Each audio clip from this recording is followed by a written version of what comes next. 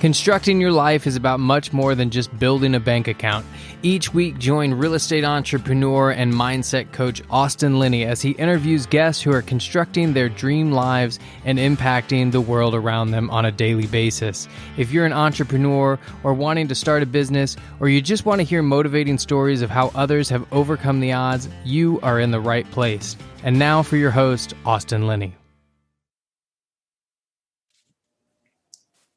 Guys, welcome back to Construct Your Life. This is Austin Linney in the house. I have my twin here, my brother from another mother. Andrei's in the house. What's up, my man?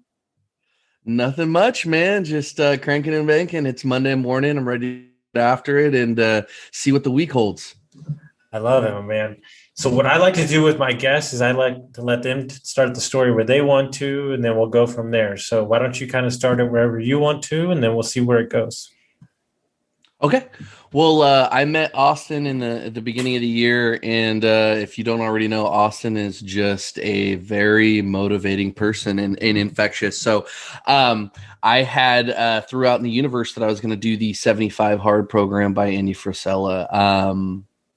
And so I started with that, and here I am 108 days later, and Austin's been a very intricate part of that. He's been a very intricate part of helping me with my business success as well.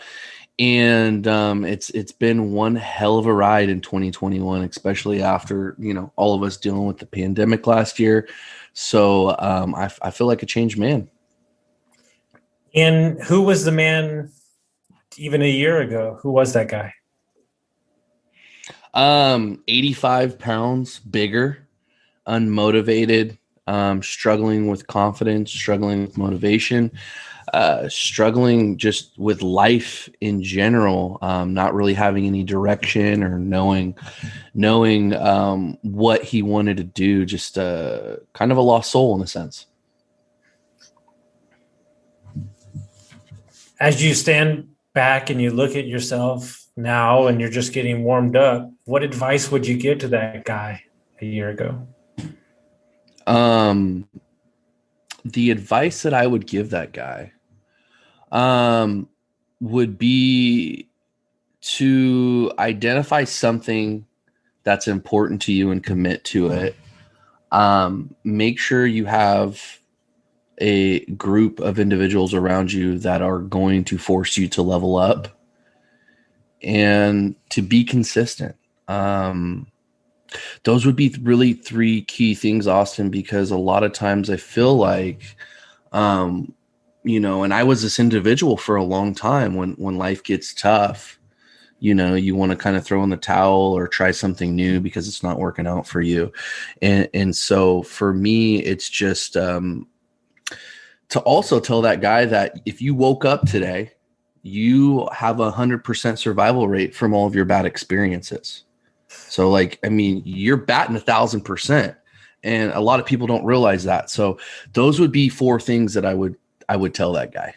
I love the last one. So when you start the shifting, what was the light bulb moment, or what was the switch that happened, or something that somebody said to you, or like an aha moment that you had for yourself? Like, what was because a lot of people start changing, but something falls off or they fall off. What was kind of what started it for you? For me, a lot of times when we look at like doing the inevitable, or we look at a huge task and we don't reverse engineer, you always ask yourself, what if it doesn't work out? Like you instantly, your mind tells you like, oh, it's not going to work because of this. And so really for me, as I switched my thought process and I asked myself this question: what if it does work out? How are you going to feel? What's that going to look like? With a sense of accomplishment, things in that. So for me, really the turning point was switching thinking in a more positive way, but then also physical fitness. I was over 280 pounds at the beginning of the year. Like I was just not feeling good, waking up late, And so I knew if I needed to make this change, it started with how I felt about myself and how I looked about myself and self-talk. So I would say really what steamrolled that, the aha moment was, if I don't do this now, what effects is this going to have on my life in 15, 20 years? If I continue with these same habits, what's that going to look like in 10 years, 20 years, 30 years? So really looking at, if I stay where I'm at, if I throw in the white flag, I know what that looks like. But if I decide, hey, I need to do something, I take a proactive approach, I believe in myself, what if it works out? And so that was really kind of my defining moment. Was it sucks right now.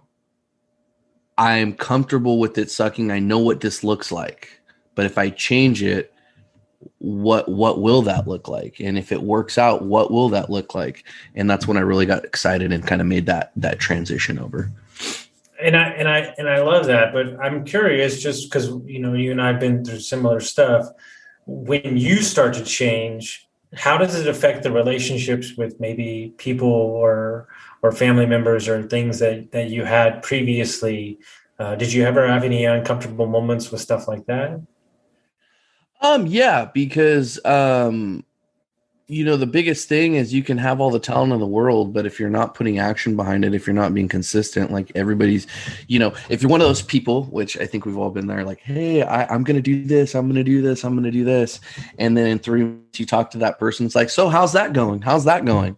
Like, having that sense of defeat or feeling like, oh crap, like I'm just kind of a talker. I'm not really providing. So for me, really, was, if you want to be respected in this life, if you want to be taken serious, it starts within yourself. So how the uncomfortable became more comfortable, or I was able to deal with it, is, I took myself serious. I respected myself. I got to work. And as a result of me not talking about what I'm doing, but putting action in, I was able to develop that level of respect, and the relationships changed because people were like, wow, this guy's just doing it. He's not telling me what he's going to do. He's just keeping his nose to the grindstone and he's just getting it done. So that's where I would say like that shift was and how they changed. And it was just, once again, as a result of me taking myself serious. What's interesting is I know, because we talk about it, the working out, the feeling better, all those things are great and they're amazing. And I think they're the foundation for everything. But what has it done to your business? Like what, because you're an agent. So what has it done? Yeah. What does this year look like compared to last year? Well, last year, I really wasn't doing anything, in a pandemic and everything like that. And so this year, really the biggest thing is my business tripled. I felt better. I wanted to get on the phone. I wanted to be a servant. I wanted to help people. And it really was the physical aspects trickled into the mental aspects. And so for me, by setting goals in my health and fitness, I feel better. I have more energy. I'm able to show up at work and really be present and take care of my clients and figure out, who do I need to help today? Who do I need to serve today in real estate? And so as a result of the physical benefits, it trickled into my business in the sense that, like, I was showing up every day. I was motivated. I felt good. And as a result of that, my business just doubled, tripled. And here I am, just extremely grateful for my clients, extremely grateful for making those decisions and staying consistent with it.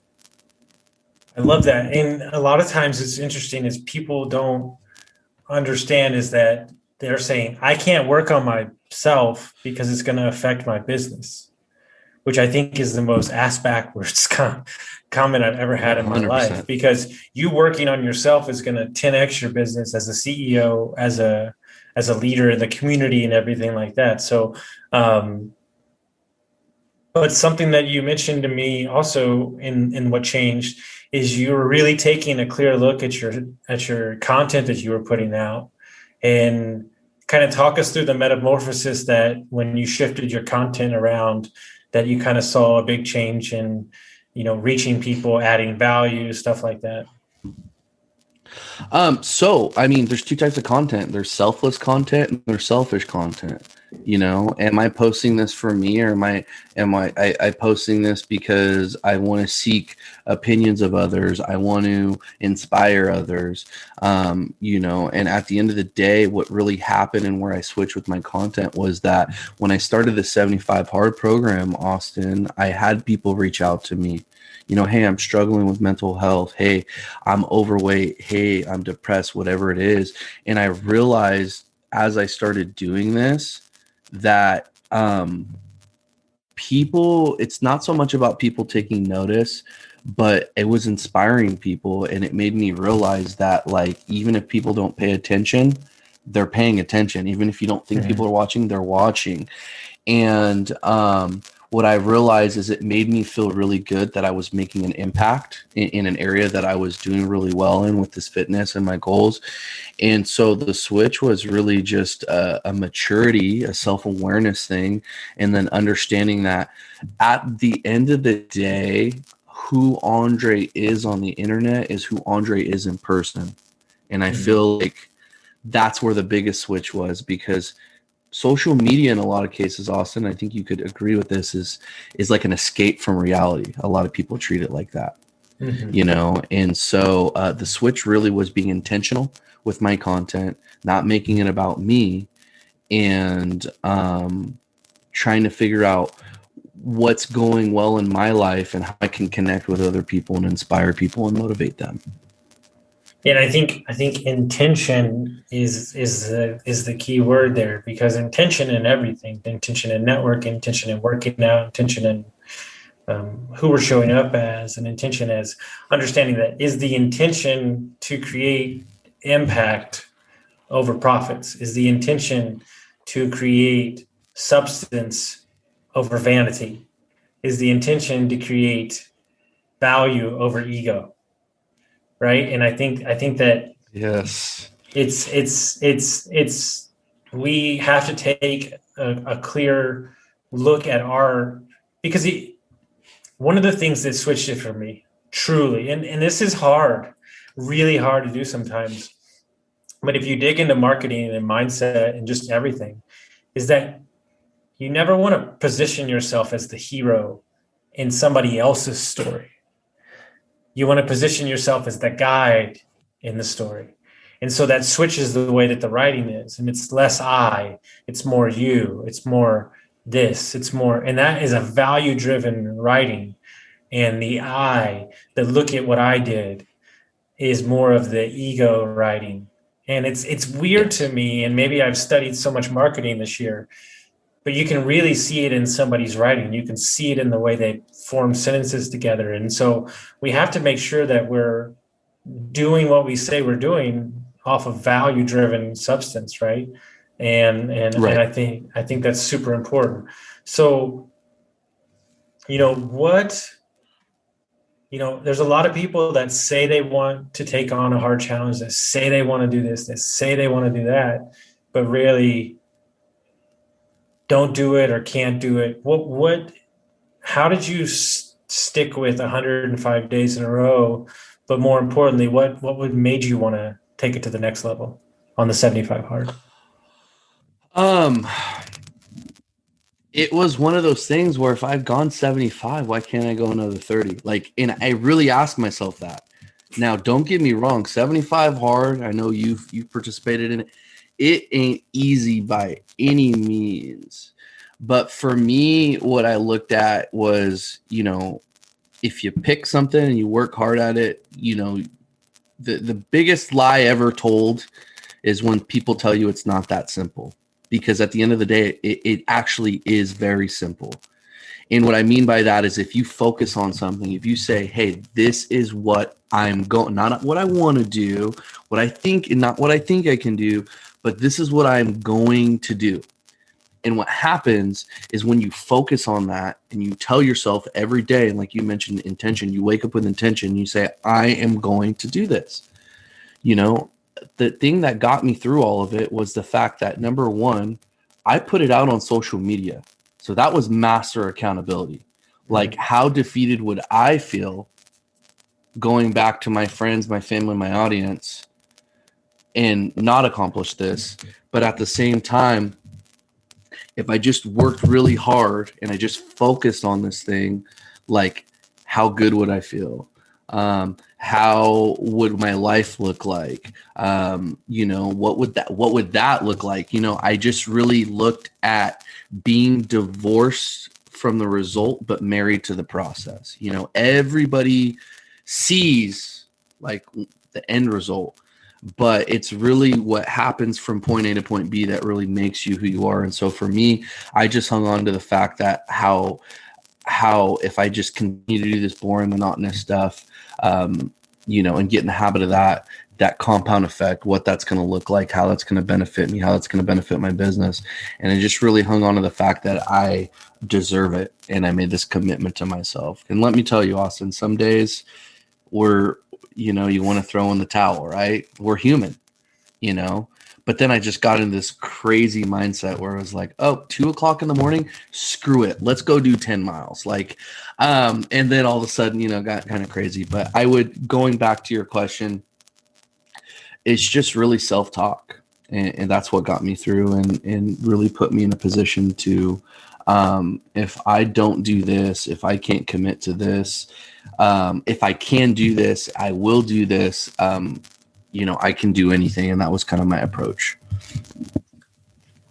And like social accountability used the right way can be a very motivating thing, right? Because, I wouldn't be the coach I am if I didn't do what I said I was going to do.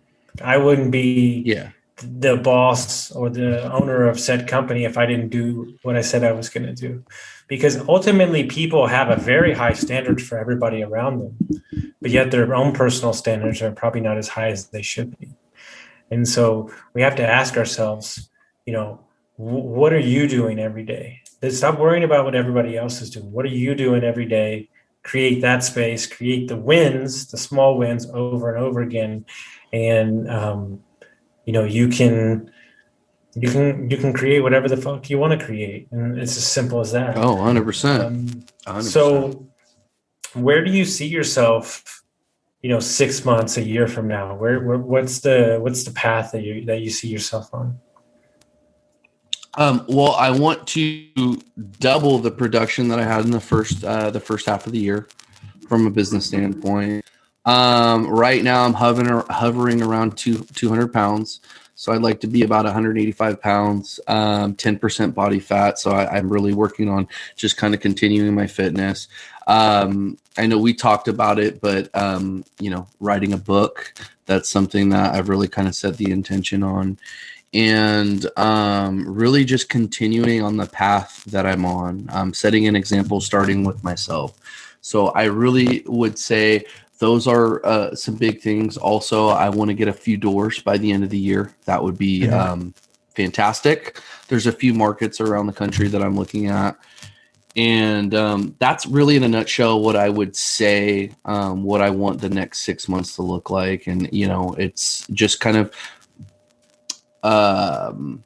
just duplicating what I'm doing now, but doubling down on that and kind of just continuing to fast track myself and position myself, in a twice as good of a situation as I am right now, 6 months down the road. And is there anything that's possible that could stop you from doing that? This guy right here, really, that's what it comes down to. So, I think a lot of things. I think every day we all encounter things, whether it's me, whether it's you, whether it's Jeff Bezos, Steve Jobs when he was alive, these people, it's just really how you deal with these problems, So I would say I'm the only person, as cliche as it sounds, I'm the only person stopping myself from achieving these, because it's my choice to wake up and decide what I'm going to do, how I'm going to live life, and what standard I'm going to set for myself. It's a key word in there, choice.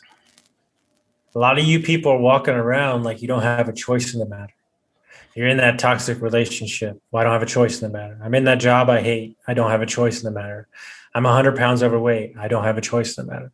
No, no, no. This is where you got it wrong. All the choices that you made got you exactly where you are right now. But here's the kicker, 100%. is that because you made those choices, you also have the extreme ownership ability to change the narrative as well, too. So anybody that's out there that says that you think you're in or you can't change, you can. You can change right now. You can start today. And so he's happy to come on here and share his story. I've shared my story. We're all here to share our story, to tell you that you're not the only one going through it. It's all available. But in order to do all those things, you have to take extreme ownership to where you got to where you were going. And it can change just like that, 6 months, 3 months, 2 months, 6 months, a year from now.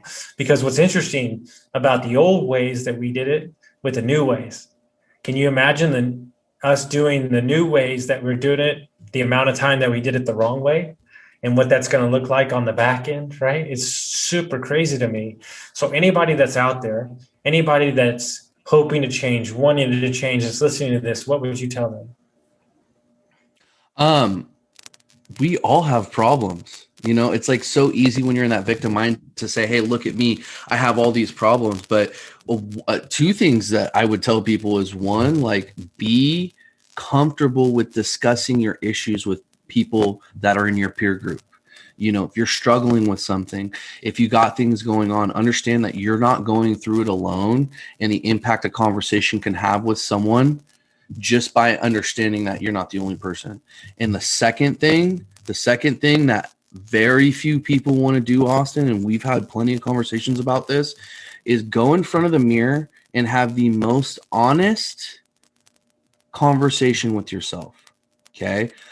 Reason why I say that is because I had to do that at the beginning of the year, Austin. We talked about this. And be brutally honest. Hey, I'm fat. I don't like myself. I've done this, I've done that, whatever it is, have that honest conversation with yourself.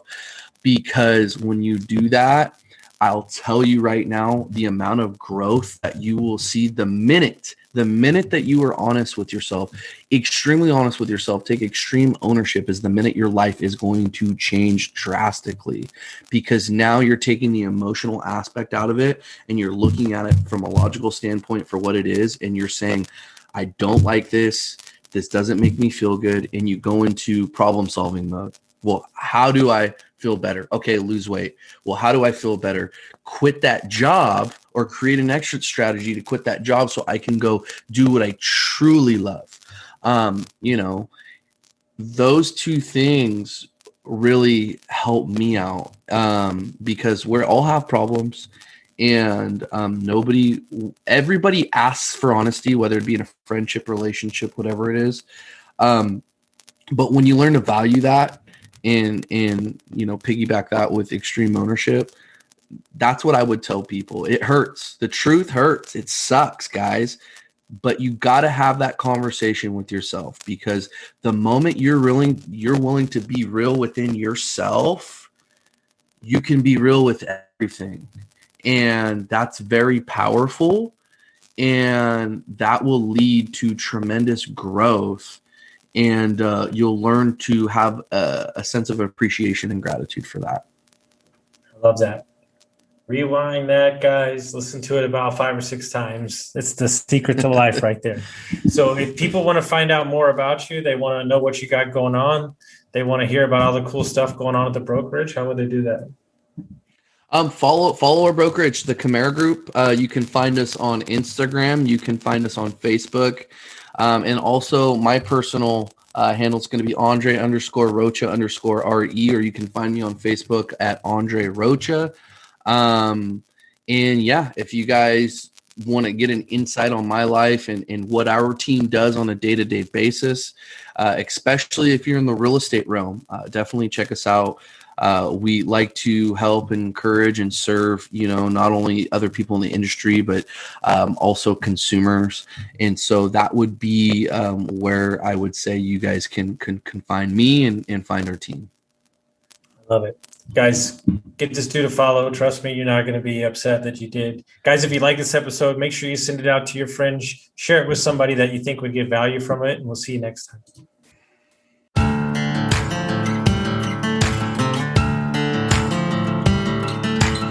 Thank you for listening to Construct Your Life with Austin Linney. If you enjoyed this episode, be sure to rate, review, subscribe, and pay it forward by sharing with a friend.